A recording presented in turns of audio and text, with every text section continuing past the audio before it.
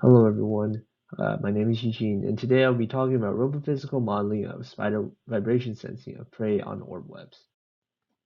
Orb-weaving spiders are blind to their surroundings. They can operate in complete darkness, yet are extremely apt at navigating and identifying stimuli on their webs.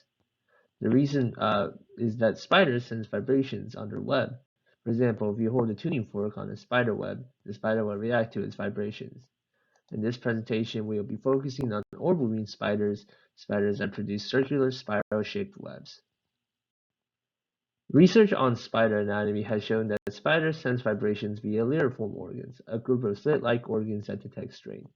There are nerve endings in these slits, and they activate when the lyriform organs are compressed. These lyriform organs are extremely small and very sensitive to vibration. So lyriform organs are located all over the spider's legs, denoted here. While this research is based off of ground hunting spiders, it is generally applicable to orb-weaving spiders too. Orb-weaving spiders do not directly sense web vibrations. They sense the result of the vibrating stimulus that starts from the source of the web, through the web, to the feet, and then towards their lyriform organs located in each of their joints. This means that the spider uses their web to extend their sensory system, interpreting the vibrations in its joints here to understand the information through its webs. We want to understand the vibrational dynamics of this coupled target web spider system. Spiders can modify this in two ways. One through the long-term timescale web building behaviors by modifying the web, or short-term timescale like behaviors by changing the spider itself. Previous studies have already studied several components of large timescale web building behaviors. These studies have pointed out how factors such as web geometry, silk stiffness, and silk tension affect the vibrations that the spider receives in its webs. However, these studies lack a spider component and do not quantitatively study its leg behaviors. The reason behind this is that it is very difficult to measure the components of a spider's legs, webs, and prey vibration all at once. So what about the short-term timescale spider behaviors? To understand more about spiders, the Gordis lab that my lab collaborates with has a setup to observe these spiders. Through these videos that they have collected, they can quantify behaviors that the spider does on the web by tracking the 3D joint positions. However, there are still limitations to these biological studies. It is very challenging to directly measure the web tension, difficult to measure vibration amplitude of different sections of the web in 3D, and the spider only has a limited range of leg posture and behaviors that it likes to do. We can use robophysical modeling as a way to alleviate these issues, allowing us to measure more things at once, allowing the dynamics to emerge from this complex system. So what are the benefits of using a robophysical model? Well, a robophysical model already has the real physics applied to them compared to theoretical and computational models that need the physics applied to them. Robophysical models are also more amenable than organisms for varying parameters and measuring information. For example, can get really hard to make organisms to do repeatable experiments sometimes.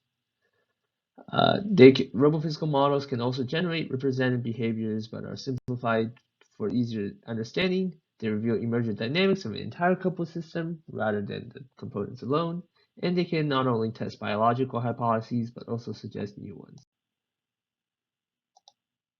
In one of the recordings from the Gordis lab, we can see that the spider is reacting to a fly landing on its web.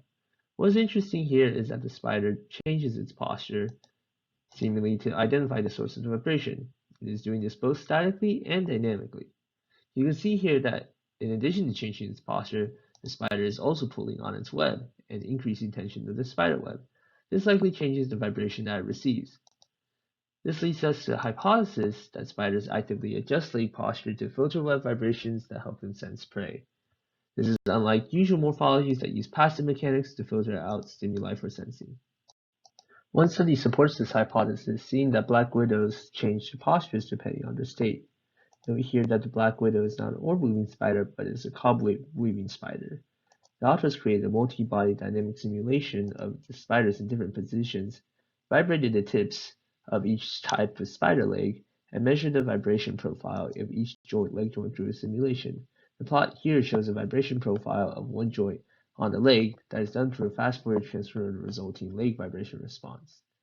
The different vibration profiles of the leg indicate that the different postures that the blackwood assumes changes the vibrational profile of the spider. This leads to an assumption that posture change allows the black widow to tune into a certain frequency. However, this study was done on the spider itself without measuring the webs or the prey, and we want to study the entire coupled system, but the studies do not exist due to the aforementioned difficulties. First step, we created a simplified spider robot to explore how to study this complex problem.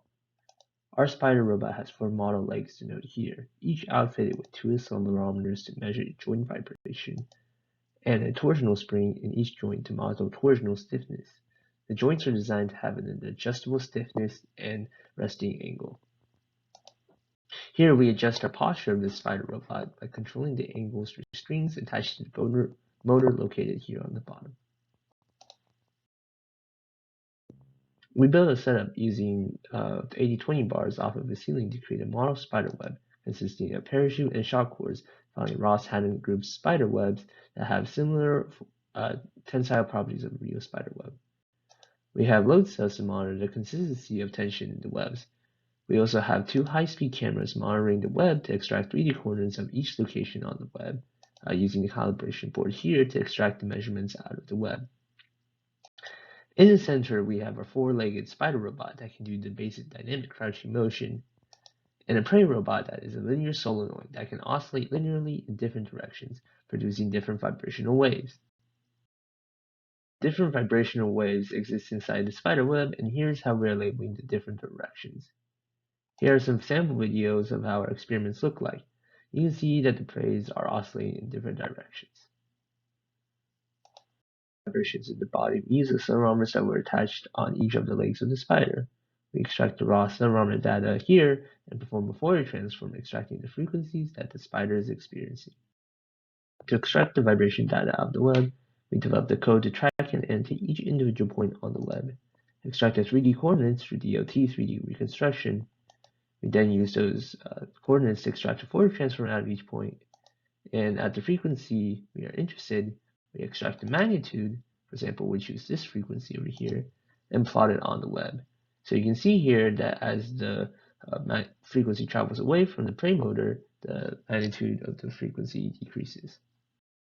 As a first step, we wanted to see how effective a single prey perturbation has on the web. So we just make the motor just move once, just like this. Here are the results of that experiment. You can see from the accelerometers of the spider receives a frequency at around 8.5 Hz. If we take a look at the magnitudes of the 8.5 Hz peaks, we can see that the legs closer to the web have a larger magnitude than those closer to the body. We can also see that certain waves, in this case the transverse waves, travel through the web easier. You can see that the magnitudes here are brighter compared to this one, therefore the transverse waves travel through the web easier. We also tried to see the effects of how different static postures can affect vibration propagation when the prey begins vibrating. Here, we have the prey robot oscillate at 12.5 Hz, an arbitrarily designed value. In the results, we can see that based on how the spider is positioned on the web, the magnitudes of the vibration received differs. The less crouched spider allows the prey propagations to propagate through the spider web in larger magnitudes indicated by its brightness, thus allowing the spider to receive a larger magnitude of vibrations from the prey compared to the crouching spider. You can also see this in the frequencies received in the spider's legs from the Fourier transform over here. If we look at the magnitudes of the vibrations received in general, and specifically the 12.5 Hz vibrations, we can see that the less crouching spider receives a larger magnitude over here. This shows that certain postures are more beneficial to allow the spider to receive vibrations from the prey. We also took a look at the effects of dynamic movement for the spider. Here's a video of our experiment. The spider is oscillating at an arbitrarily decided 1 Hz frequency. In our results, the accelerometer seemed to have the small peaks of the 12.5 Hz vibrations and its harmonics, as it mainly is sensing its 1 Hz vibration over here. We can still see that the web produced the 12.5 Hz vibrations here, as seen in this web plot and the Fourier transform. You can see that the Fourier transform actually shows a quite high of a magnitude at 12.5 hertz vibration. But for some reason, the spider does not receive this 12.5 hertz vibration very well. We're not sure how this dynamic movement benefits the spider from this result, but we are looking more into it. We also studied the effects of how different vibrational waves from the prey can influence what the spider senses. Here in this video, you can see that the prey is vibrating in different directions while the spider is moving. Results here show that the 12.5 Hz vibration from the prey travels much better when the prey vibrates longitudinally rather than laterally. You can see how the plots are much more brighter here. You also see from the Fourier transform that the accelerometers receive something similar, but if we take a closer look at the peak frequency magnitudes, we can see how different prey vibration has an impact on what the spider senses. You can see in the 12.5 Hz frequency peak, the magnitudes received from the accelerometers look similar, but at 37.5 Hz frequency, there is a noticeable difference. The 37.5 Hz frequencies also appear larger than 12.5 Hz frequencies. We're not sure how, as these are preliminary results, but this shows that vibrational waves produced by the prey seem to influence vibration propagation, both in the spider robot and in the web. Current preliminary results show that the spider and prey robot behaviors do influence how vibrations propagate through the web and spider robot. We are currently testing a more detailed leg to make our model leg more accurate, and also adding more legs to our spider robot to 8 legs. We also want to increase the parameter space to discover more general principles rather than the observations you have seen today. In addition, we plan to accompany this with a dynamic simulation to conduct experiments that are beyond experimentally practical to conduct. In addition, we know that the spider reacts to different vibrations on the prey, so we want to see how closed-loop interactions work between spiders and other agents. It's not only the spider and the prey that we are interested in. Spiders go to other spiders for mating, so there are male to female interactions, and predators will vibrate the webs in ways to intentionally bait the spider off of their webs. Thus, we are also interested in spider-predator interactions too. I would like to thank these people for helping me with my project. It would not have been possible without these people and our funding sources. And thank you.